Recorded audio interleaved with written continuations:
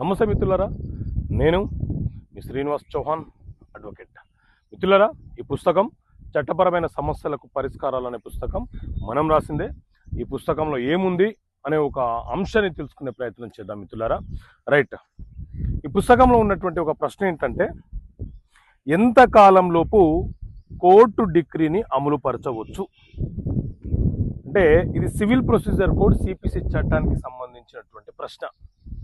ఏదైనా ఒక civil case మనం న్యాయస్థానంలో ఫైల్ చేసినప్పుడు న్యాయస్థానము విచారణ జరిపి తుది తీర్పును వెలువరిస్తుంది. దాన్నే డిగ్రీ అని పిలుస్తుంటాం. ఇలా న్యాయస్థానం ఒక డిగ్రీ వెలువరించిన తర్వాత ఆ డిగ్రీని అమలుపరచమని చెప్పి మనం ఎంత కాలంలోపు న్యాయస్థానంలో పిటిషన్ వేసుకోవచ్చు అని అంటే, మిత్రులారా, మన దేశంలో సివిల్ వివాదాల పరిష్కారాల కోసం సిపిసి అనే చట్టం అమలు ఉన్నది. ఈ సిపిసి చట్టంలోని ఆర్డర్ 21 రూల్ 22 ప్రకారంగా